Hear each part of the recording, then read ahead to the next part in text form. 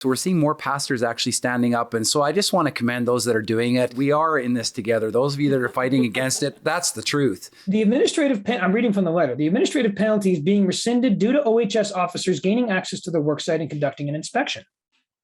That never happened. Our heart is obviously for our government, to love our government, to hopefully see a shift and a change. But I'll tell you, if it's not going to shift and change, I just want to declare that things will shift. God will have his way and he will look after his people. And I believe that day's coming quickly. I think the moral of the story here today is that fighting back does work. This is why fighting is worth it. This is why it's the right thing to do. This is why it matters. Obviously you won't always win when you fight. But the only way you can ever win is to fight. Warning, censorship. Warning, censorship. Today I'm bringing you an update to one of my stories about a couple of my very favorite Fight the Fines recidivists. Now, for those of you who don't know, Fight the Fines is a civil liberties initiative wherein we at Rebel News help people who have received a lockdown ticket or infraction or summons by putting them in touch with top criminal or civil litigators at no cost to them. We pay through it all through generous crowdfunding donations from our viewers at home and through an important partnership with the registered Canadian charity, the Democracy Fund. Now, my friends Tracy and Rodney Fortin are pastors at Church in the Vine in Edmonton, and they have been faithful to their duties and their consciences since the beginning of COVID. They've done their very best to be compliant. However, they will not allow health inspectors into their church during church services to inspect for public health compliance because interrupting a religious service in this country, that's against the law. Now, because the Fortins refused to allow inspectors in to interrupt their church services, they were slapped with 12 counts of obstruction. And then the government, completely undeterred, tried to use occupational health and safety inspectors to get around the inability of health inspectors to gain entry into the church. They wanted to inspect the church as though it were a work site, which is a new angle, even for the government. But because the Fortins didn't allow occupational health and safety inspectors into the church, they were then slapped with a $5,000 administrative penalty, which, as you'll hear, is way out of line compared to other occupational health and safety fines. But also, it's just all around sneaky. But because we've been helping Church in the Vine through our Fight the Fines Civil Liberties Initiative, they've had their top lawyer, James Kitchen, fighting these tickets at no cost to them while Tracy and Rodney do what they do best, and that's minister to their congregation. But Tracy and Rodney also just received some weird, albeit good news about that $5,000 OH&S administrative penalty. So I went to their house, broke a couple of COVID rules by mixing our households to get the full story. So today you're going to hear from Tracy and Rodney, then you're going to hear from their lawyer, James Kitchen, and then I'm going to ask you to continue to help them because they still have 12 obstruction tickets to fight. Last time we spoke, Sheila, we had received an administrative penalty from Occupational Health and Safety because we hadn't let them come in to do an inspection of our work site. Which is your church. Which is our church office, which at the time employed 2.5 employees during the weekdays. That definition has yet to be clarified, really, as far as whether our offices even qualify as that kind of a workplace, but we received a ticket nonetheless. Now, I received an email yesterday from Occupational Health and Safety saying the administrative penalty is being rescinded due to OHS officers gaining access to the worksite and conducting an inspection. Church in the Vine has demonstrated a willingness to work with OHS and ensure compliance with the occupational health and safety laws of the province of Alberta. Now, that'd be all fine and dandy if we had, in fact, allowed them in to do an inspection. But we didn't. They have never been in to do an inspection. No, so it's a little suspicious. So why do you think they're doing this? I have my suspicions, and we know that they used occupational health and safety to try to gain access to the church because health inspectors couldn't do it, which is sort of why you've gotten in trouble with obstruction, which we're helping you with through fightthefines.com, and you have a really great lawyer, James Kitchen. But Why do you think they rescinded this? You know, I have to tell you, I don't have the foggiest idea as to why they did, but it just seemed like maybe they weren't gaining any ground and maybe there were too many things against them for a trial going forward that maybe they had to go backwards instead. So maybe they just had to eat this one. Because we did officially file an appeal. Right. What, 2 weeks ago? Yes. Our fantastic lawyer, again, did file an appeal a couple of weeks ago based on a number of different grounds. First one being the lack of disclosure from OHS with regard to this inspection in the first place. But he was shocked, absolutely shocked to get this email. He was giddy on the phone that they were backpedaling so obviously. So what kind of legal jeopardy are you folks still in? Because things are being rescinded, but there are still things outstanding because of the stance that Church in the Vine took to welcome people in need of comfort into your church during the pandemic. Right. Well, right now we still have current charges, 12 counts of obstruction that we're facing for the spring. So that's still ongoing. And we're still writing letters for a lot of people who are still looking for, I guess, they're looking for somebody to stand up for them. And that's what we're doing against these vaccine mandates. And we've seen hundreds and hundreds of people losing their jobs all over Alberta. And so we're writing, we've written many, many letters, like hundreds and hundreds of letters in the last 6 weeks. And we continue to do so because people need somebody to stand up for them. You know, I've heard from people that you've helped. I've been out at protests, I've been out and about, and they're so grateful that for some of these people, they've been abandoned by their own church, truly. And they've turned to you. And one woman I met, she was able to stay in school because of the work that you did to help her. Yeah. It's our absolute honor, privilege, and blessing to stand alongside our brothers and sisters in the faith as they endeavor to simply continue working or going to school. I think it's interesting, you know, Jesus said, whatever you did for the least of these, my brother, and you also did it for me. And for us, I feel like I'm giving Jesus a big hug by loving the people. And I guess I can't understand why people wouldn't help. But you know what we've seen too since the last interview, we've seen many pastors that have stepped up and said, hey, can you give us the information that you're using to help the people so that we can stand with them? So we're seeing more pastors actually standing up. And so I just want to commend those that are doing it. And if you're out there, you're hearing this and you're watching this interview, please just reach out to us if you need some help to do it. We'd be happy to. We've got all the stuff in place. We can just put it together for you, and you can put your logo on it, and you can help your people. And really, honestly, we're all just doing this together. And actually, I want to say we are in this together. Those of you that are fighting against it, that's the truth.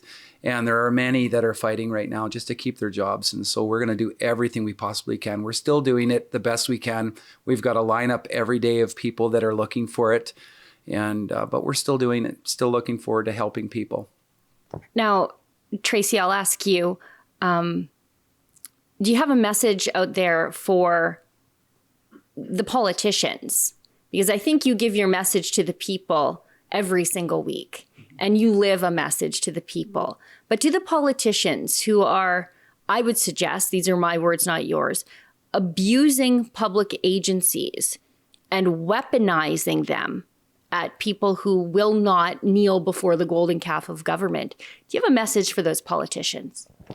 To keep it short and sweet, I would say stand up for the truth. Quit going back and forth between two opinions. Quit saying you're going to do one thing and then doing another. Vaccine passports for those individuals unwilling to be vaccinated. Opposed, and we've been very clear from the beginning that we will not facilitate or accept vaccine passports.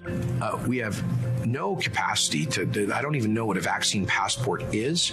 All I know is this, that it's illegal based on the Privacy Act to ask somebody whether they've received a certain medical procedure or not, including a vaccine. So the government of Alberta at least will not be participating in anything like that. to adopt the restriction exemption program, a proof of vaccination program. Start standing up for the people that elected you in the first place. Truth. I'd like to see some truth start to be exposed, or I'd like to see the truth come out and expose the lies that they're perpetrating with a smile on their face. It makes me sick. Mm-hmm. Yeah. I would say this, I can feel the heart of God and the grief that he has for his people. And he's listening to the cry of his people. And I can hear him say, almost like in the days of Moses and Pharaoh, you know, he's saying, let my people go. This is enough. And I'm telling you that if you don't, I'm telling you, your days are numbered in office. And you need to realize that God won't allow his people to be treated this way for very long. I'm telling you, the cup of the Lord is coming full, and it's coming against the leaders that are operating this way. And we're praying for you. We're praying that you would make the right decision. Our heart is obviously for our government, to love our government, to hopefully see a shift and a change. But I'll tell you, if it's not going to shift and change, I just want to declare that things will shift. God will have his way, and he will look after his people. And I believe that day's coming quickly. I think the moral of the story here today is that fighting back does work. You know, the government clearly expected you to just knuckle under, pay that $5,000 fine for not allowing them to inspect. And they've backed off. You lawyered up, thankfully, and we were able to help with that. But for me, let me just say this, it's really been an honor to be involved in your story, to be part of, I guess, the mechanism, the vehicle that connects people with you two, to be able to write those mandate exemptions and to connect all these people at home who see your story, who see this church, who's standing up for their congregation, but for people who are not quite yet in the congregation, but are still in the Christian congregation, in the Christian family. It's really been an honor to be able to connect you with all those people out there who want to help you, who throw in to fight the fines because they see somebody standing up. So for me, I'm sorry about the circumstances, but you know, God uses all things, and even in this tyranny, he's connected us. Yeah, we're so glad for Rebel News. We're blessed by you, Sheila, and by what God is doing in your life. And we continue to pray for you guys, pray for Rebel News, that you continue to have a voice in Canada. And it's our privilege to stand up for truth and for righteousness. And I believe that we are a plumb line of truth in our nation. And if we don't say something, if we don't continue to stand, and I encourage every leader to stand in this day. If we don't, then what happens is tyranny takes over. And we have to do this together. All of us need to do it. It's a Canadian fight is really what it is. We didn't wake up one morning and say, "Ooh, we're going to have a platform today to be able to speak to more people than we've ever reached before." We didn't go looking for it. We've had some accusations that we're just looking for notoriety or money. Some even say we're doing this for money. I can tell you that we took this very same stand on day one, long before you were telling our story, long before anybody else was joining us in support. This is a conviction from deep within that we've taken this stand. And regardless of whether it's 1 or 1 million standing alongside, we can look in the mirror at the end of the day. We'll look at our Lord one day and be able to say, yeah, we did walk justly the way that you asked us to walk in this season. Yes. Well, you two are truly an inspiration. And I think you've been motivating other pastors to act in the same manner. And I can't wait to talk to James Kitchen next, because I feel like he's going to be pretty excited for this victory. Thanks so much, you guys. Oh, bless you. Thank you, Sheila. Thank you. We're humbled and honored. Thank you, Sheila, and the Rebel. Aren't those two just the nicest? Could you imagine wasting enforcement resources on those two when their big crime is just bringing people to Jesus? Could you imagine treating their church like an unsafe construction zone? These government weirdos. Honestly, what a time to live in. Now let's talk to James Kitchen, their lawyer, about what's really going on here. James, can you give us an update to the case of Church in the Vine? They've had some success there? Things are wiggling a little bit for them. Yes, fascinating and slightly bizarre. Church in the Vine got hit. Church in the Vine got hit with a $5,000 fine from Occupational Health and Safety Alberta because back in June, the church they closed down their office for a bit, and the occupational health and safety officers were trying to get in, and they were really pushy about it. And Tracy and Rodney Fortin were trying to understand why they wanted to be there. This didn't make any sense. It's not a work site; it's a church. So they kept asking questions like, "What's going on? Why do you want to be here?" And OHS was very evasive and vague and said, "Well, we just want to make sure everything's fine." And I mean, really, they knew that OHS was there to enforce AHS's COVID rules. But OHS wouldn't admit that. Finally, they did eventually after the fact. But anyways, in October, which is bizarre in and of itself, they issued a fine for not being able to get in back in June. Okay, and during all this time, OHS has been harassing Church in the Vine, and I've been involved, and it's been kind of a mess. But so this fine came in $5,000, which is way too high. There was a case where somebody struck a underground electrical cable and caused an electrical fire close to where people were walking by, and the fine for that was $2,500, and that was only from 3 years ago. Okay, so this fine was for $5,000, even though nobody was actually potentially in danger. No accident happened. $5,000. I mean, totally ridiculous if there's a fine at all, and way too high of a fine. So it's obviously what's going on, right? So Church in the Vine and I talked about it, and I said, well, look, let's appeal it to the Labor Relations Board. So I filed the appeal, and then I don't hear anything. And then counsel for OHS contacts me and says, well, OHS has rescinded the fine, and gave me the letter that I've given to you, November 16th. So OHS has said, well, we're going to rescind the fine. Okay, which obviously is in response to the appeal. They don't want to have to defend the fine on appeal. Here's where it gets even more bizarre. I'm reading from the letter. The administrative penalty is being rescinded due to OHS officers gaining access to the worksite and conducting an inspection. That never happened. So, Church in the Vine has demonstrated a willingness to work with OHS and ensure compliance with the occupational health and safety laws of the province of Alberta. Well, that's probably true because I've been trying to sort this out with OHS, but the first sentence is not true. OHS has not gained access to the work site. So that's bizarre. I don't understand why OHS, maybe they're just mistaken. Maybe they thought they had access, and even though they haven't, I don't know. But assuming that they know whether or not they've entered or not, I don't know why they would have said that in their notice. So the whole thing is very bizarre. I'm very glad, obviously, that they've backed down. I'm very glad Church in the Vine won't have to pay this, won't have to go to appeal, right? Because there's obviously no point to the appeal now. It's moot. But the whole thing is very, very bizarre. So I'm glad obviously that you are covering it, because the world should know about how OHS is harassing this church and about the bizarre behavior of OHS in all of this. So that's my update. It's very strange because we've seen this play out with restaurants that have opened in defiance, where the government uses other agencies other than health inspectors and weaponizes them in ways to enforce compliance. With the church, it was occupational health and safety. With restaurants, it's often the liquor inspector. And then if that doesn't work, then they go after the landlord and insurance and all those sorts of things. So that's playing out here. They just thought that they could get our friends at Church in the Vine to knuckle under, and that didn't happen. They lawyered up. Yep, exactly. So this is why fighting is worth it. This is why it's the right thing to do. This is why it matters. Obviously you won't always win when you fight, but the only way you can ever win is to fight. So fight on we must, even if it seems like the odds are stacked against us. Fight on we must. So that's one $5,000 fine lifted off Church in the Vine just before Christmas. And none of that would have been possible without your generous donations to fightthefines.com.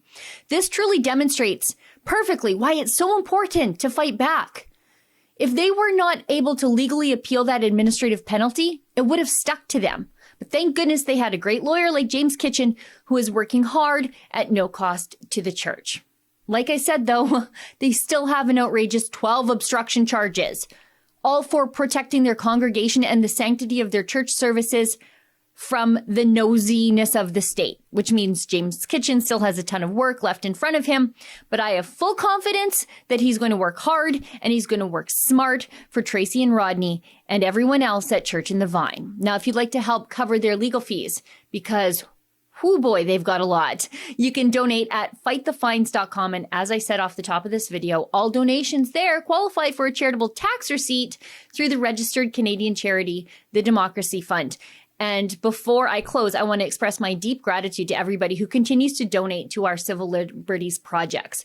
You're helping people on the very worst day of their lives when they don't think anybody is on their side. So besides the financial support, the moral support you provide to them and to me, it's incalculable. For Rebel News, I'm Sheila Gunn Reid. Tracy and Rodney are just one of the 2,200 separate files at fightthefines.com, where we put people in touch with top civil and criminal litigators at no cost to them to fight their lockdown tickets in court. If you'd like to donate, it's easy. Just go to fightthefines.com, and all donations there now qualify for a charitable tax receipt through that partnership with the registered Canadian charity, the Democracy Fund.